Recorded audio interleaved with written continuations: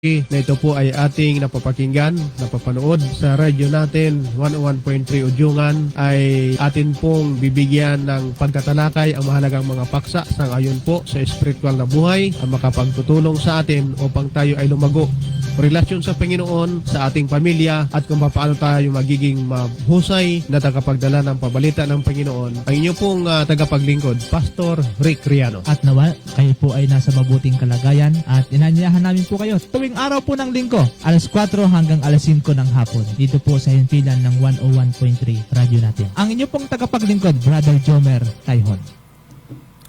Isa pong mapagpalang hapon, mga minamahal na mga kapatid, minamahal po naming mga kaibigan. Kamusta po kayo? Kamusta po ang inyo pong buong sambahayan na kinabibilangan? Sa mga oras pong ito ay kayo po ay nakikinig sa paborito nating himpilan, radyo natin 101.3 Udyungan. At sa oras pong ito ay sa pangalan po ng Romblon, Northern Tablas District of the Seventh-day Adventist Church ay sumasa inyo po mga tahanan ang programang Ligaya ng Buhay Ministry. At sa mga oras pong ito, bago po tayo ating buksan ang ating pong programa sa pamagitan po ng panalangin, ay ating pong maririnig ang theme song ng ating pong programa.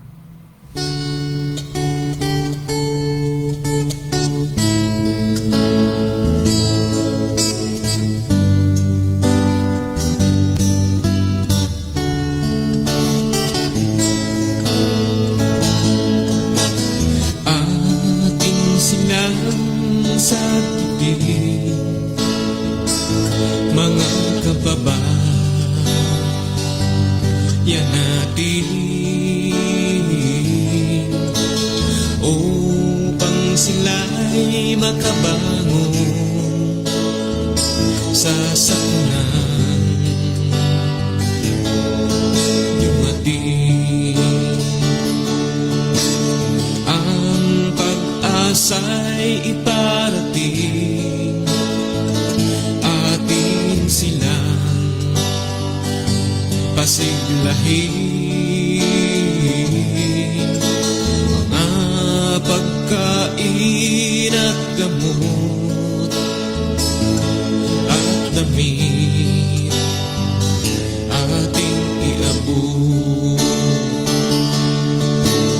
Ang Diyos naway huwag sisihin sa mga bagyong dumarating, pagkat siya lamang ang may hawak sa buhay at kaligtasan natin. Ating silang sagipin, mga kababayan natin, upang sila'y makabangon sa sakunang dumating. Sa paglubog ng araw, may bukas pang darating. Handog ito ng Diyos sa atin, upang siya ay ating sundin. Atin silang sagipin, mga kababayan natin.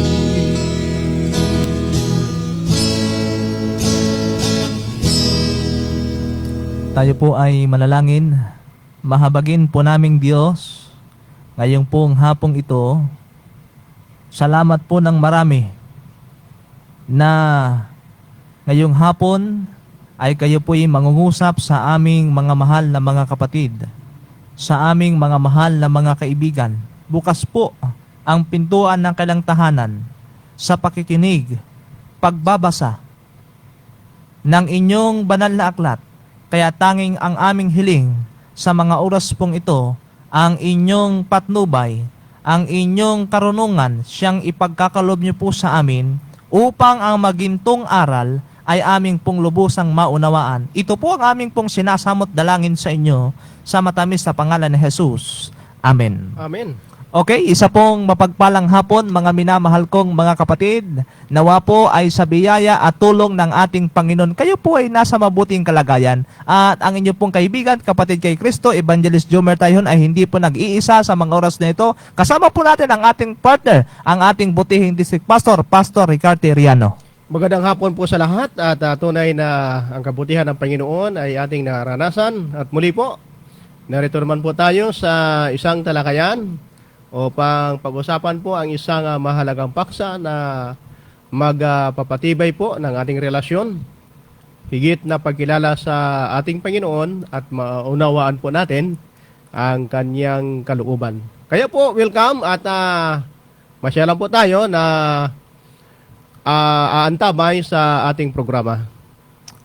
At sa mga oras nito mga kaibigan, ay hindi po natin nakakalimutan na batiin at pasalamatan ang Romblon Mission of the Seventh-day Adventist Church. Adventist leaders, pangunguna po ni Pastor Orly Pahilan, officers and directors, Sir Dennis Federico, Pastor Jan Panganiban, Pastor Jerome Pereira, at sa lahat po ng mga district pastors at leaders na binubuo ng 11 distrito dito po sa sinasakupan ng Romblon Mission of the Seventh-day Adventist Church. At hindi din po natin nakakalimutan ang mga kababaihan na direktor ng ating pong Romblon Mission, Pastor. Opo, at nandyan si Ma'am Love Pahilan, Ma'am Vance Federico, Ma'am Janet Ferreira, Ma'am Wian Calago, at ang ating kasama dyan sa mga binata rin, ay binata si Sir Lewin Partusa at ang ating partner dyan din sa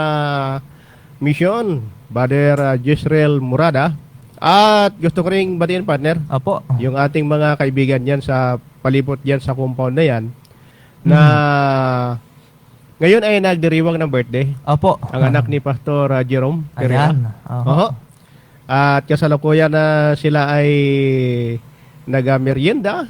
At enjoy lang po kayo, ha, Kil. Sana po ay ang pagpapala ng Panginoon ay sumayo. At andyan lang po ang biyaya ng Panginoon mahayag sa inyong pamilya, sa mga kapatid mo, sa iyong mami at daddy. Patuloy po silang agapay sa iyo. Wag mo lang kalimutan na manalangin at humingi ng tulong sa ating Panginoon. Happy birthday, Kil! Ayan, salamat po ng marami. Sa mga oras na ito mga kaibigan ay hindi din natin nakakalimutan na ating batiin at pasalamatan po ang ating mga mahal na mga sponsor na patuloy pong tumataguyod at bukal sa kailang mga puso na ipagkaloob ang mga pananalapi upang patuloy po tayong makapaglingkod dito po sa himpilan ng radyo natin 101.3. Salamatan po natin si Brother Ariel Ponte, Pastor Ricardo Riano, Mr. and Mrs. Chisi Padregao, Ma'am Nalin Mutin, Ma'am Susan Dayok, Ma'am Melissa Palcotela, Brother Bongbong, and Ma'am Luistro. Ganon din po kay Willie and Sally Molena, Brother Rene Pames, Ma'am Lumi de la Cruz, Ma'am Ruby Maestro, Sir Bernie Pidakan, Sir Boyser Pidakan. Ganon din po sa iglesia ng Pangulo 70 Adventist Church at lalong higit po sa ating kapatid kay Mr. and Mrs. Wally Anyuso. Salamat po ng maraming mga kapatid sa inyo pong patuloy na pagtaguyod. Bagaman tayo sa lahat ng bagay ay patuloy naman na hindi po natin pinababayaan ang ministeryo ng ating Panginoon sa ikakalawak at ikakalago ng kaharian po ng ating pong Panginoon. Tunay, partner, napakabuti ng Panginoon. At sa bahagi po ng napapalibot po ng mga lugar sa probinsya ng Romblon, ang mga 11 distrito po dyan. Kamusta po kayo, mga leaders, mga pastor sa bawat distrito? ay kanina partner ay Opo. ating inihatid ang sa huling himlayan si Brother Al Pamanulan. Mhm. Isang kinikilala po sa misyon na ating matagal ng gliman. Opo. O kahit na sa ganong kalagayan niya, siya ay isang bulag, Mhm. pero ang talento ng mayroon siyang talento na pagbabahagi ng salita ng Panginoon at pinagpahinga na po siya. At salamat po sa mga nakiramay at sa pamilya po. Sister Alice, sa mga naiwan ng mga mahal sa buhay ni Brother Al, ang pagkalinga po ng Diyos ay magpapatuloy sa inyo. Ang mga may sakit po natin, mga Opo. kapatid, si Brother Robin, ngayon po ay patuloy ang ating ginagawa na paglilingkod dahil nakaburol din naman ang kapatid ni Brother Robin Rio, ni Brother Dan. Si Brother Robin Rio ay huling serbisyo na po natin mamayang gabi at bukas po alauna ng hapon. Atin po siyang dadalhin sa kanyang huling hantungan. At sa pamilya po, sana po ay kalamayan lang po ang kalooban. Nandiyan ang Panginoon na agapay. Magtiwala lang po. Hahawak sa pag-asa na ibinigay ng Panginoon. Tutulungan niya tayo. At ngayon po mga kapatid, mga kaibigan, sa kaugalian po ng ating programa, bago po tayo tumungo sa ating aralin ngayong pong hapon, ay pahintulutan po natin na magkaroon tayo ng espesyal na mga panalangin para po sa ating mga mahal na mga sponsor. Sa iyo po, dakilang Ama, kami po ay lumalapit sa inyo sa pagkapakumbaba ng aming mga sarili na ang inyo pong programa Ligaya ng Buhay Ministry ay nahahayag dito po sa istasyon ng radyo 101.3 radyo natin Udyungan at ginagamit po ninyong instrumento ito. Ganon din naman para po patuloy na sumahimpapawid ang palatuntunan ito ay gumagamit po kayo ng inyong mahal na mga anak. Ang patuloy na nag-sponsor para po sa programang ito, amin pong tanging hiling ang iyong pong pagkalinga, pagsuporta sa anumang kanilang pinagkakakitaan, hanap buhay. Kayo nawa o Diyos ang patuloy na gagabay at ang banal na Espiritu po ay kikilos sa kanilang mga puso't isipan na sa ganitong panahon ng linggo ay meron pong ginagawang pagpapahimpapawid ng palatuntunan. Kaya po, aming hinihiling ang iyong pamatnubay sa inyong mahal na mga anak nito upang patuloy na matugunan at masuportaran ang pangailangan po ng radio natin ministry. Salamat po ng marami sa iyong pagtulong, pag-abay sa kanila, sa aming lahat, sa pangalan ni Jesus. Amen. Amen. Ngayong hapon mga kaibigan, tayo po ay tutungo sa ating aralin na ang ating pong pag-aaralan ngayon, mga minamahal kong mga kaibigan, ay kabilang doon sa tinatawag na pangalawang bahagi sa paghuhukom sa panahon ng 1,000 years. Ano ho? Na dito po ay ating pong mapag-uusapan yung katulad ng tinatawag na kailan hahatulan ang mga masasama.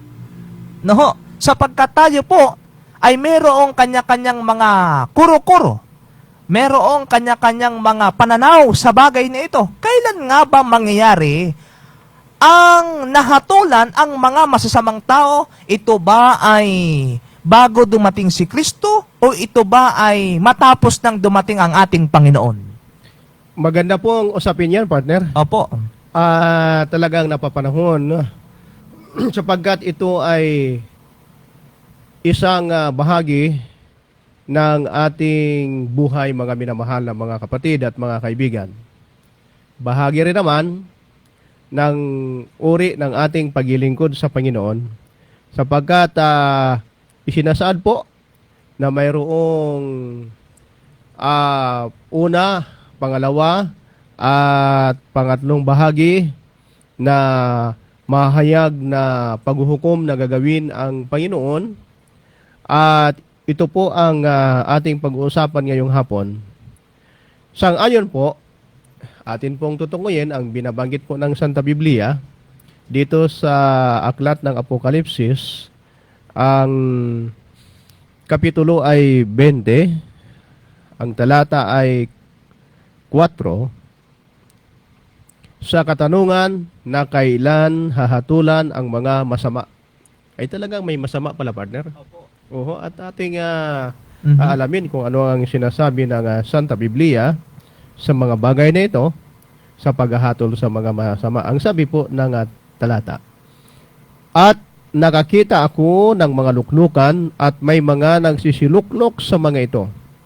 Sila'y pinagkalooban ng paghatol at nakita ko ang mga kaluluwa ng mga pinugutan ng ulo dahil sa patutuon ni Hesus at dahil sa salita ng Diyos, at ang mga hindi sumamba sa hayop o sa kanyang larawan man, at hindi tumanggap ng tanda sa kanilang noo at sa kanilang kamay, at sila'y nangabuhay at nagsipagharing kasama ni Kristo sa loob ng 1,000 taon.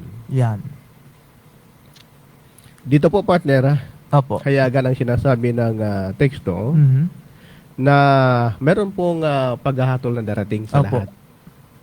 Bagamat tinutukoy po rito ang paghatol para sa mga masama na mga tao. Pagkakalooban sila ng Diyos ng paghatol, ang sabi nga, at sila'y nangabuhay at nagsipagharing kasama ni Kristo sa loob ng 1,000 taon. Ang ibig sabihin nito, yung mga banal na nahatulan para sa buhay. Yan. Oho. Kasi merong dalawang uri ng paghahatol na mahayag partners para Opo. sa mga masama, para sa Mabuti. buhay sa Walang sa hanggan. kasawian nila, para sa dagat-dagatang apoy, Oho. at sa mga mabubuti naman para sa buhay na walang hanggan. At kung ating bibigyan pansin, mga kapatid, ang mga masasama ay huhukuman sa langit. Yung palang masama, pastor, hindi pala hukuman dito, kundi sa langit. Oho, ay doon talaga mahayag ang paghukom. Opo.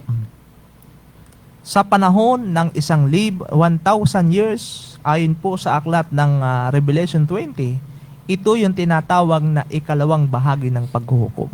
Sa bahagi na ito ng pag-aaral ng Millennium Partner. Opo. Oho. Kasi para mabigyan naman ng background Mm. o kaalaman ng ating mga kaibigan, sapagkat hindi ito isang madali na usapin patungkol po sa propesya. Ano nga ba ang tinatawag na 1,000 taon na mayroong magaganap na paghuhukom? Oho. Ito po ay sa bahagi po na sa pagdating ng Panginoon, atin pong papansinin darating ang Panginoon sa ikalawa. At magkakaroon ng tinatawag na pagkabuhay muli sa mga patay. Bagamat ang sabi nga, mapalad yung mga madata ng Panginoon ng mga buhay. Yan. Sapagkat sa pagkabuhay muli Oho. ng mga patay na mga banal. Opo. Oho. Kasama ng mga banal na ito na mga buhay, sila po ay makakasama ng Panginoon sa mga lapaap, sa salubong sa ating Panginoon, at makakasama ng ating Panginoon 1,000 taon Opo. sa langit. Kaya binabanggit ito. Kasi kung tutukoy tayo doon sa paghukom kaagad na ay hindi ito agad-agad na maintindihan ng ating mga kaibigan. Kaya po, ang paghukom ay mahahayag. Oho. Sa loob ng 1,000 taon, magkakaroon po ng paglilitis, pagsusulit na gagawin ang ating Panginoon. At dito ay makikilala kung ikaw ba ay karapat-dapat, tayo ba ay karapat-dapat para sa kaharian ng Diyos, o tayo ay karapat-dapat para doon sa mga masasama na pagkatapos ng 1,000 taon, sila naman ay muling bubuhayin para sa kanilang final destination, mga kapatid. At yan po ay binibigyan natin ng linaw, mga kaibigan, sapagkat sa panahon po natin ngayon ay maraming mga kanya-kanyang mga haka-haka sa bagay pong ito. na katulad po ng sinasabi doon sa ating talatang binasa, yung tinatawag na tatak. Opo. Anya daw ay pag tayo ay nagpaganito ay tayo may tatak na. Oho. Ano, pag tayo nagpaturok, anya ay tayo meron ng tanda o tatak. Yung laganap ngayon sa Facebook, partner, Mhm. mga lumalabas, nababasa ng mga yung magiging vaccine daw para No, yan. pangontra sa coronavirus Opo. o COVID-19. Mhm. Kapag ikaw daw ay nabukunahan, Mhm. ay may kasama ng microchip doon Mhm. na sa pagbakuna ay kasama na doon na ilulubog sa iyong sa balat. Oho. Oho. May maraming mga haka-haka ang Mhm. tungkol dito. Opo. Bagamat tutukuyin po natin sapagkat sinasabi nga na ang pagtatatak ng Diyos ay sa noo Mhm. at sa kamay. Yan. Kaya sinasabi ng ating mga kaibigan sa mga pagbibigay ng mga pakahulugan nito Mhm. ay tatatakan sa noo, Mhm. tatatakan sa kamay, Oho. at makikilala ka kung saan ka panig. Mhm. Pero dito po sa ating doktrina, Opo. atin lang bibigyan ng liwanag ito. Sa Mhm. magkaiba-iba tayo ng pananaw tungkol dito. Opo. Tungkol sa sinasabi ng teksto na yan, ang ating mga kaibigan, marahil kayo din, mahal na mga kaibigan, ay may kanya-kanya kayo ng mga pananaw tungkol dito. Pero ang katotohanan po niyan, kaya po nakatatak sa noo, sapagkat ito po ay mayroong kaugnayan sa pagsamba. Yan. Sa pagsamba. Opo. Meron pong usapin yan Mhm. sa pagsamba sa ating tunay na Diyos. Opo. At sa kamay naman, Mhm. sapagkat napapaloob po dito Mhm. kung paano tayo nagiging masunurin, gumagawa sang ayon po sa gustong ipagawa sa atin ng Panginoon. Kaya may dalawa lang po yan Mhm. May dalawang bagay lang yan, yung pagtatatak Opo. ng Diyos sa noo at sa kamay, na ito ay nagasimbolo ng ating tuwiran na pagkilala sa Diyos Mhm. sa tamang pagsamba at pagsunod sa kanyang mga kautusan. Yan. Hindi po pwedeng mahiwalayan. Opo. Wala po, partner, yung tinatawag na makikita sa iyo diyan sa noon may tataka. Mhm. Oho. Yan ay ginasimboluhan lamang kung anong uring tao ka, Yan. mayroong tunay na pagsamba sa Diyos, sapagkat dito po sa ating andyan po yung tunay na desisyon na ating Opo. gagawin. So, ibig sabihin po mga kaibigan, kinaklaro lamang natin, hindi po literal na tayo tatatakan. No, hindi literal. Nakakapagbigay takot to sa mga kaibigan natin. Oo. Yung ganun. Kaya nga, minsan may nagtanong sa akin, sabi niya, meron po akong nabasa na nagtatatak na daw sa Amerika. Ay, yun po ba ay talagang sadya na tatakan tayo isa't isa? Ay, hindi po yun literal na tayo isa-isa ay tatatakan.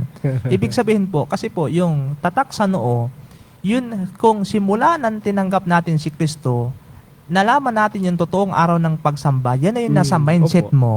Aha. Mindset mo, kahit anong mangyari, dumating mo yung pag-uusik, pagpipiliin ka na sasamba ka sa Diyos o sasamba ka sa hayop o sa limaw.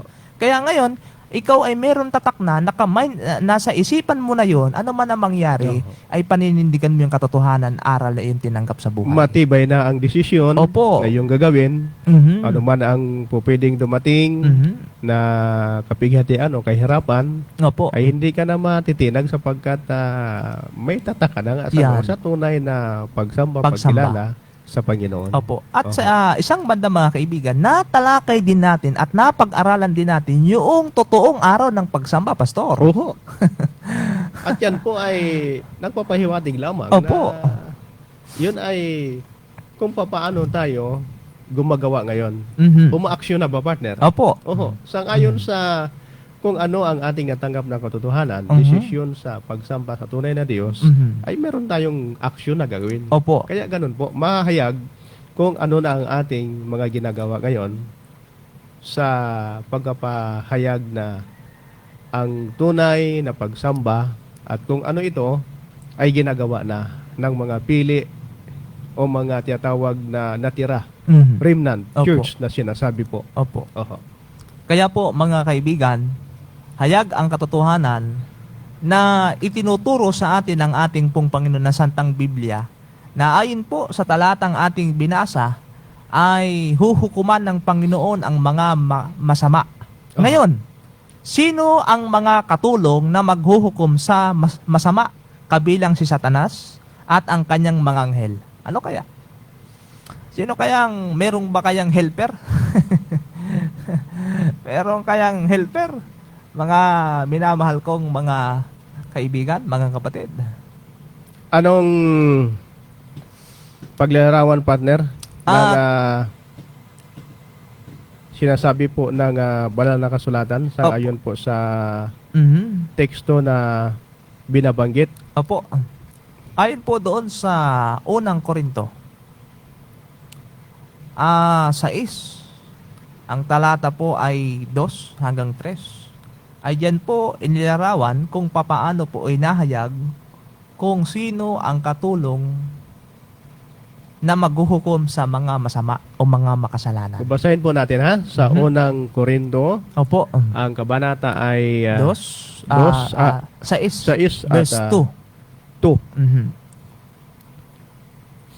O hindi ba ninyo nalalaman na ang mga banal ay magsisihatol sa sanglibutan? At kung ang sanglibutan ay hahatulan ninyo, hindi kaya baga dapat magsihatol kayo sa mga bagay na pinakamaliit? Yan. Ay dapat ay maintindihan ito, partner. Opo. Ng Ngayon, ating mga kaibigan. klaruhin natin mga kaibigan, ay analyze natin yung teksto. Sino ba yan tinutukoy dyan ng mga banal? Oho. Yan. Oho. Sino ba yung tinutukoy dyan na mga banal? Ito ba yung mga anghel? O ito yung mga ngayon pa lamang ay nagpapakabanal? Okay. Mhm. Oho. Sang-ayon po Opo. sa sinasabi ng tala,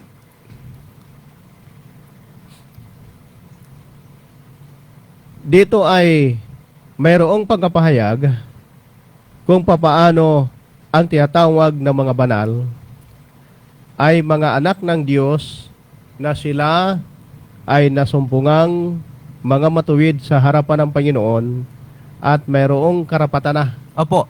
para sa buhay na walang hanggan. Mm. Binabanggit sa ibang talata, partner, na ang mga anghel Opo. ay Siyang siyang magbibigay pagsusulit. Oho. Oho. At ang sabi nga, ang sanlibutan ay bibigyan ng pagsusulit. Kaya nga wala naman pagsala Opo. na maganda, mahal na kaibigan, upang lubos nating madama na napakasarap siguro ng bahagi na ikaw ay matagpo ang banal. Opo. Ligtas sa panahon na yon na nakikita mo ang lahat ng mga nangyayari, Opo. panoramic view ba, partner, na binigyan ka ng karapatan ng Panginoon Opo. na maging isang yung tagapaghatol. Opo. Sa paglilitis. Kasi tuwira naman na sinasabi na yung mga masasama ay wala na talaga silang mga panahon pa. Sapagkat nalitis na at nasumpungan na talaga sila Opo. kung ano ang kanilang magiging destinasyon sa mga panahon na yon. Kaya mapalad po tayo kung tayo man ay maging isa sa mga makakasama ng Panginoon doon sa langit, na mahahayag na tayo bigyan ng karapatan kasama po ng mga anghel na maghuhukom sa mundo. At ibig sabihin, pastor, mga kaibigan, ang talata ay nagpapahayag lamang na merong 2 puntos. Aha. Una, pagdating ng Panginoon at kapag tayo ay humarap na sa harapan ng Panginoon hukuman, Aha. ay ang katulong ng Diyos sa paghatol sa mga makasalanan ay ang mga anghel. Ayun po. Aha. Mga anghel. Ngayon, kapag tayo naman ay nakarating na, nasumpungang tayo mga banal sa harapan ng ating Panginoon, ay baligtad naman ang mangyayari. Aha. Tayo naman ang hahatol sa mga anghel. Anghel. Yan. Anong ganda pala makaranas, mga kaibigan, na tayo ay tagapaghatol. No? Pero mas mabuti na kung haharap po tayo, titimbangin yung mabuti at masama na ating ginagawa, nawa ay kasama natin ang ating Panginoon. Ayan po ang napakagandang bahagi po ng ating buhay. Kaya ano pa ang ating pwedeng gawin ngayon Opo. sa mga panahon ito? Mhm. Meron pa ba tayong dapat na sayangin sapagkat ipinahayag na po Mhm. ang pupwede na maranasan ng isang tao kapag siya nasumpungan sa kanyang sarili na may karapatan para sa buhay na walang hanggan? Katuwaan at biro mo, makakabahagi ka Opo. sa paghatol, partner, no? Mhm. Oho.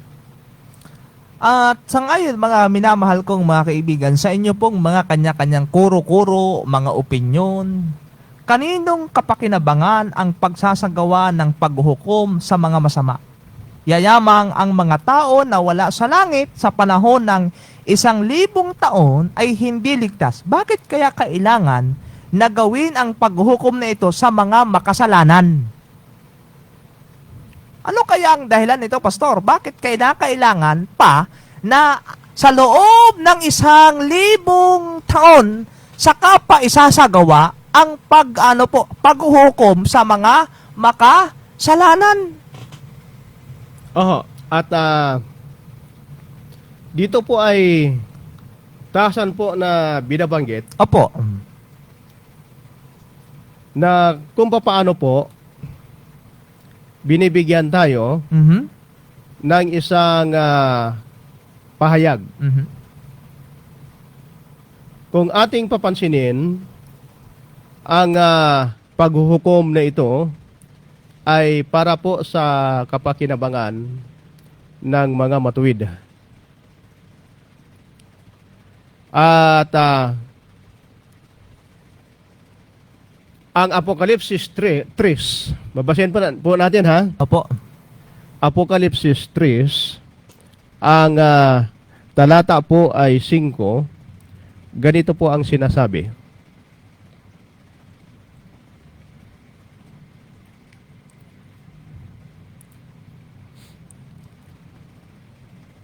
Ang magtagumpay ay daramtan ngayon ng mga mapuputing damit, at hindi ko papawiin sa anumang paraan ang kanyang pangalan sa aklat ng buhay, at ipahahayag ko ang kanyang pangalan sa harapan ng aking Ama at sa harapan ng kanyang mga anghel.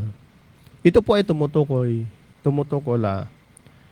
lamang sa isang kaganapan na hayag na mangyayari, partner. Oho. Biro mo, tayo po ay daramdan Oho. ng mapuputing damit. Mhm. Dalisay. Kung sa atin ngayon, mahal na kaibigan, sa pagtanggap sa katuwiran ng ating Panginoon na ginasimbolahan po ng maputing kasuotan na siyang ating taglay-taglay ngayon, yung katuwiran ng ating Panginoon, mas mahayag pa sa panahon na yon. Mhm. Oho. At hindi tayo po pwede na ikaila ng ating Panginoon. Opo. Oho. Hindi ya tayo pwedeng ikahiya sa harapan ng ating Ama. Sapagkat dito po ay kung papaano tayo magiging isang hayag na ang kaligtasan ay atin ang matatanggap. Ang sabi po, hindi lang tayo maramtan ng puting damit o kasuotan, ay talagang wala ng pagkagutom doon. Sapagkat Opo. nandoon yung pagkain ng bunga ng buhay, partner. Mhm. Mhm. At ang ating mga pangalan, ang mga pangalan ng mga banal ay nakatala doon at sa harapan po ng Ama at sa harapan ng mga anghel ay ipapahayag ito sapagkat nakatala po sa aklat ng buhay kung sino lamang ang maratnan na may karapatan para sa buhay. Opo. So, napakalinaw mga minamahal kong mga kaibigan na ipinapahayag po ng Santang Biblia na maraming mga tao ang hindi maliligtas na isipan ng mga matuwid ay mga Kristiyano.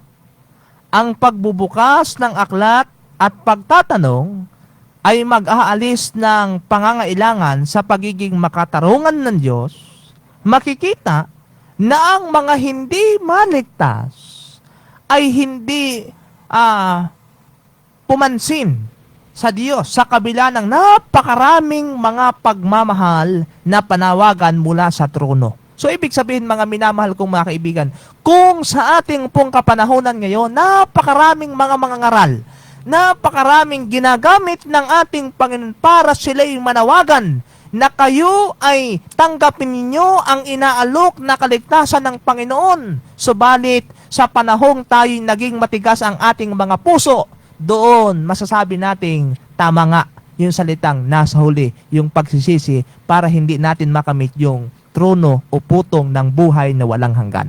Oho, at ito po yung katotohanan, mahal na mga kaibigan, kung ano po ang sinasabi po sa atin ng talata na ipinapahayag nga naman kung ano ang magiging larawan sa panahon na yon.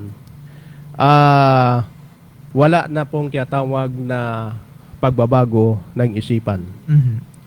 Ito po ay hindi isang kautusan, kundi isang pagpapahayag. Kung ano na ang talagang pinal na desisyon o pagpapahayag. Ang lahat ay nagbigay ng kanilang huling desisyon. Ang mahabang palugit na panahon ay hindi makapagbabago ng anuman. Sapagkat napakalawak na palugit o tsansa ang ibinigay na ng Panginoon para sa atin. Ano pa Opo. ba ang mga nakakahadlang, mahal na kaibigan? Kung napakalawak na ang tsansa na ibinigay ng Panginoon, ito na ipinapahayag na nga mayroong nagaantay na magandang lugar sa mga banal. Mayroong kaligayahan na mararanasan ang lahat ng mga nangaligtas. Opo. At dito ay makakasama natin ng mukhaan ang ating Panginoon mismo. Mhm. Wala ba tayong pagkasabik sa mga bagay na ito? Tayo po ngayon sa ating panahon, ayon sa ating pag-aaral na patuloy, ay nagpapatuloy ang paglilitis o paghuhukom, partner. Opo. Oo, kaya ang pinal na desisyon ay mahayag kapag ang lahat ay naiproklama na at mahayag na kung anong uring tao tayo. Mhm. Wala nang pwedeng makapagbabago pa. Yan. Meron tayong viewers ngayon, no? Si Musiko Lumbo Ronald. Ang wika niya ay good PM po. Magandang hapon din po sa inyo. Salamat po sa inyong panonood. Kaibigan. Sa ating pong mga kapatid, mga kaibigan, kung kayo po ay meron pong mga nais po na ipaglingkod, mga paglilinaw, mga katanungan, huwag po kayo matubili na ipaabot sa amin, ipadala ang inyo pong mga katanungan, mga kuro-kuro sa inyo pong mga kaisipan. At sa isang banda, mga minamahal kong mga kaibigan, habang hindi pa dumarating yung final judgment, pastor, na tinatawag, Opo. ay wag na nating aksayahin yung panahon, wag na tayong magbingi-bingihan pag ating nang naririnig yung panawagan ng Diyos na tanggapin siya, inaalok yung kaligtasan upang sa ganun hindi tayo makabilang dun sa parurusahan after 1,000 years. Opo.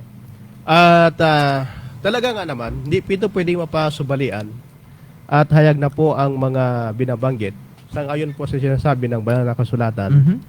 na ang paghuhukom na ito, partner, Opo. ay talaga namang kapakinabangan talaga Oho. sa lahat ng mga matuwid. Kapakinabangan sa lahat ng mga tumid, sa lahat ng mga matuwid, ay kamusta kaya yung mga masasama? Oho. Ano kaya ang kanilang kalagayan sa panahon na yun? Kung ito ang paghuhukom na ito ay pabor lamang para doon sa mga matuwid. Ang sabi po, maraming mga tao ang hindi maliligtas. Opo. Nasa isipan ng mga matuwid Mhm. ay mga Kristiyano. Opo. Ang pagbubukas ng mga aklat at pagtatanong ay mag-aalis ng mga pag-aalinlangan sa pagiging makatarungan ng Diyos. Mhm. Yun po ang gobyerno ng ating Panginoon. Yung kanyang likas, siya po talaga ay isang tinatawag na righteous. Ang katarungan ay nasa kanyang likas. Makikita na ang mga hindi naligtas ay hindi pumansin sa Diyos sa kabila ng napakaraming mga mapagmahal na panawagan mula sa kanyang trono. Yung biyaya ay sapat sa atin. Opo. Araw-araw andyan eh. Pero Mhm. bakit kaya kung anong mga pamaraan na pwede natin gawin upang ating mahikayat lang ating mga kaibigan Mhm. sa tuluyang pagbabago, pagsisisi sa mga kasalanan, sapagkat ang ating mahal na Panginoon, siya ay magmahal at nananawagan Opo. mula sa kanyang trono. Ginagamit tayong mga instrumento, partner. Opo. Kaya bakit kaya minsan ay may panahon na mahirap kumbinsihin Mhm. ang ating mga kaibigan kung ang pag-uusapan ay patungkol sa kaligtasan, sa pagmamahal ng Panginoon. Ano kaya ang mga nakakahadlang upang sila ay tumugon sa panawagan na ito? Marahil, partner, na hirati sila sa mga bagay ng mundo. Opo. Isa sa mga dahilan yan. Kaya kapag dumating ang panahon na tayo ay nag-introduce ng pabalita ng Diyos, ay may maraming mga dahilan. Mhm. Pero dito, mahal na kaibigan, huwag na nating sayangin ang panahong dumaraan. Sapagkat napakahaba na ang ibinigay na palugit ng ating Panginoon. Siya po ay tumatawag doon po sa kanyang mahal na trono Mhm. para sa ating lahat. At mga kaibigan, gusto kong sabihin sa inyo na ang paghuhukom ng Diyos ay paniwalaan man mo ito o hindi. Manampalataya ka man o hindi. Hindi ka man maniwala sa tinatawag na paghuhukom. Mangyayari at mangyayari sa ayaw mo man o sa gusto. Sapagkat, partner, Mhm. bakit merong paghuhukom? Mhm. Sapagkat tayo po ay naratnan. Mhm. Nakitaan po tayo na tayo ay naging pasaway. Mhm. Sa salitang pasaway ba? Mhm. Dahilan sa kasalanan. Oho. Tayo ay naharap ngayon sa paglilitis sa harapan ng Panginoon sapagkat nasumpungan tayo na tayo ay mga makasalanan. Kaya po, ang tanging gawain ng ating Panginoon, Opo. siya po ay yung pumagitna Mhm. sa atin at sa ating Ama. Mediator po siya ngayon. Opo. Siya po ang ating abogado. Kung sa mga paghukom, paglilitis na ginagawa po rito sa lupa, kinakailangan na meron kang tagapagtanggol. Mhm. At ang ating Panginoong Hesus ang siyang namamagitan, mahal na mga kaibigan. Sapagkat nasumpungan nga tayo na wala tayong kakayahan, makasalanan tayo, nakagawa tayo ng mga kamalian at kinakailangan lamang na humarap tayo sa hukuman ng hukom. Mhm. At pasalamat po tayo sapagkat yung paanyaya ng ating Panginoon, yung kanyang habag, na tayo ay lumapit sa Kanya. Isuko ang ating mga sarili sapagkat siya nga naman ang nagbigay na ng libre. Mhm. Walang bayad. Opo. Oo. Na siya ang maging abogado natin sa harapan ng ating Ama sapagkat meron po tayong kaaway. Inaakusahan tayo ng kaaway ng Diyos, kaaway natin si Satanas, araw at gabi sa harapan ng ating Ama. Itong taong ito, wala itong kakayahan. Mhm. Wala itong karapatan na magbago. Opo. Wala siyang magagawa sa kanyang sarili. Pero inaako ng Diyos na ang pagkampi ng Panginoon ay sapat na para sa atin. Ang taong iyan na nasasakdal dahilan sa kasalanan ay yan ang naging dahilan. Isa siya kung bakit tumulo ang dugo ng ating Panginoon sa krus ng Kalbaryo. Kaya walang gusto ang Panginoon na tayo ay mapahamak. Gusto niya tayo ay maligtas na lahat. Kaya umiiral ang paghuhukom ngayon. Sana po ay inyong maunawaan Mhm. ang proseso na ito ng kaligtasan. Niligtas na po tayo, ha?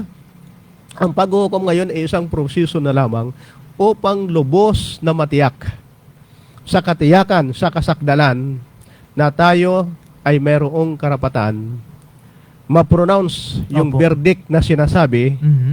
na tayo ay mapawalang kasalanan, mapawalang bisa yung mga sumbong Mhm. kamalian na nakikita sa atin sapagkat ang ating Panginoong Hesus ay kumakampi at masumpungan tayo na mga walang anumang mga nagawa na mga pagkakamali sapagkat tinutulungan tayo ng ating Panginoon. Patuloy niyang ginagawa ito, partner. Opo. Hindi siya nagpapabaya sa atin kahit na makasalanan tayo, gumagawa ng mga pagkakamali. Mhm. Nandiyan sa palagi. Napakahaba ng ganyang ginagawa ng mga pagpapahinuhod. Ang kanyang mapagmahal na panawagan mula sa kanyang trono ay napakalawak Opo. para sa atin. Kaya mga kaibigan, para tayo ay mapawalang sala, para tayo ay mas mabigat ang nagawa nating mabuti kaysa sa nagawa nating kasalanan, ay kailangan nating humarap tayo doon na kasama natin ang Panginoon.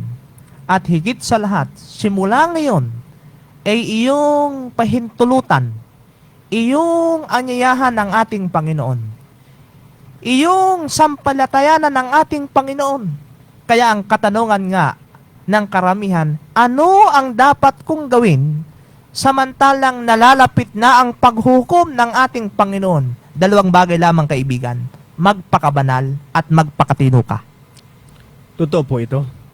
At yan po ang gusto na mahayag sa ating lahat. Araw-araw, meron pong paanyaya ang Panginoon. Mhm.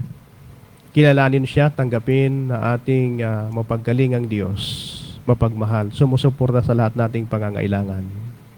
Meron pa bang dahilan upang tayo ay hindi lumapit sa trono ng biyaya ng ating Panginoon? Meron pa bang dahilan na tayo ay wag mo nating bigyan ng pansin ang panawagan para sa tiyatawag na pinal na kaligtasan para sa atin sapagkat maganda nga naman ang mga bagay ng mundo, partner. Opo. At ang sino mang tao kapag inalok mo o pinagsabihan ng marangya ng mga bagay ay talagang pwede na kalimutan mo na ang Panginoon. Pero hindi po ganon. Ang lahat na ito ay dahilan sa tayo ay Kanyang mahal. Mhm. At sa pagpapahayag ng lahat ng mga biyaya ng Panginoon, doon dapat natin maalaala o malalaman ang ating tapat na pagdilingkod at pagbibigay ng ating sarili na tunay na pagpapahayag, tunay na pagsisisi sa ating mga kasalanan sapagkat una na ginawa ng ating Panginoon ang mga bagay na makapagdiligtas sa atin. Wala tayong magagawa sa ating sarili. Mhm. Andyan ang paghuhukom. Ang paghuhukom ay hayag ito at hindi ito pwedeng maililihim. Kung ito ba ay magiging katakutan, isang nakakatakot na bahagi para sa ating buhay, mga minamahal. Sapagkat sino nga naman ba ang hindi matatakot, partner? Kapag Po. umarap ka sa hukuman, dito Mhm. nga lang, kapag pinatawag ka ng barangay, ay medyo kinakabahan ka. Yan. Higit sa lahat kung hindi na settle ng lupon, ay dadain na doon sa bayan. Yan. Ay mas lalong nakakapagbigay ka ba ito? Opo. Ay, simpleng mga bagay lang yan. Higit sa ano pa kaya kung ikumpara natin na mismo ang ating Diyos sa kanyang gobyerno ay mayroong palatuntunan o mayroong dapat na gawin yung tinatawag na paghuhukom. Sapagkat, totoo nga naman, Opo. ipinakita na sa atin yung bayang banal. Mhm. Ipinahayag na ang tahanang titirhan ng mga banal. Kaya sa paglilitis na ito, kapag ikaw ay nasumpungan na hindi karapat-dapat doon, ay talagang wala kang karapatan doon. Mhm. Kaya napakalawak ang kanyang paanyaya sapagkat nag-aantay lang yung bayan ng ating Diyos. Kaya tayo ay nasa ilalim ngayon ng tinatawag na paghuhukom. Ayan, at mga kaibigan, napagganda ng ating talakayan, at samantala, bago po tayo tumungo sa ating ilang pang mga usapin at ilang pang mga talakayin tungkol sa paksang ito, bago tayo bumati ng ating mga kaibigan, mga kapatiran sa iba pang mga gawain ng ating Panginoon, ay pakinggan mo ninyo ang isang awitin, handog papuri po sa ating pong Panginoon.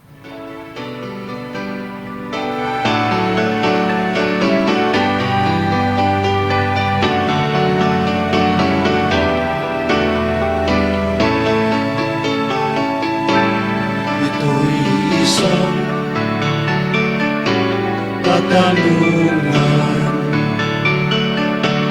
maging sa inyong kaisipan. Bakit nangyari ito sa sanlibutan? Maraming sakuna at kaguluhan. May bahayag ang banal na kasulatan. Ito'y mga tanda lamang at katuparan ng hula na malapit na ang kawakasan. Malapit na siya'y darating. Maghanda ka, siya'y salubungin. Makikita siya ng bawat mata. Kalwalhatian niya'y mahayag na.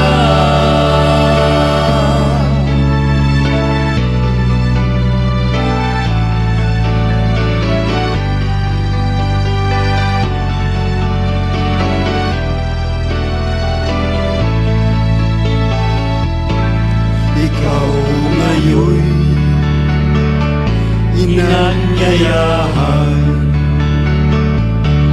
panawagan yung pakinggan. Huwag ka nang mag-alinlangan, baka ikaw ay may iwan. Pangako niya, siya'y darating. Walang nakakaalam kung kailan. Maghanda ka, kaibigan ko. Baka ngayon bukas siya'y paririto. Malapit na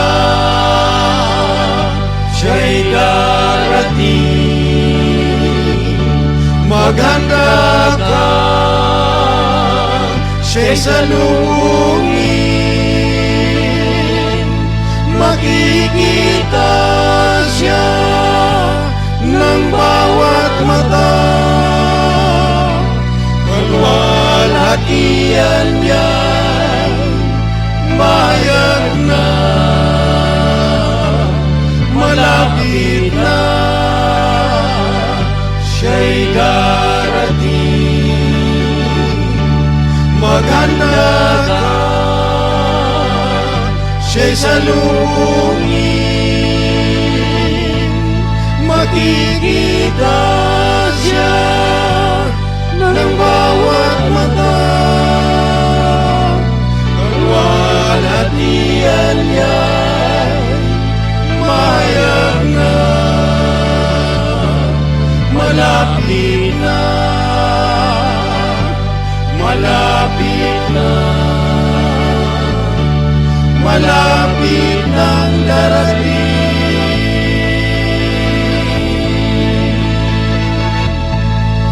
Si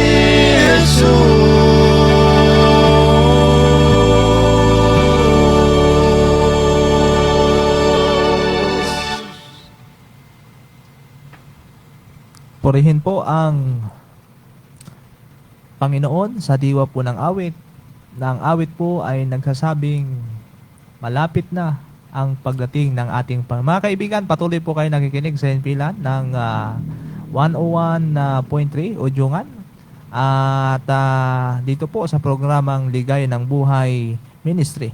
At sa ngayon mga kaibigan ay patuloy po na kayo po ay aming pong pinasasalamatan sa inyong pong pagbibigay ng panahon, oras, sa loob po ng isang oras upang ating pong pakinggan at pag-aralan ang mga nasusulat sa banal na kasulatan po ng ating Pastor, marahil meron tayo mga gustong mga batiin.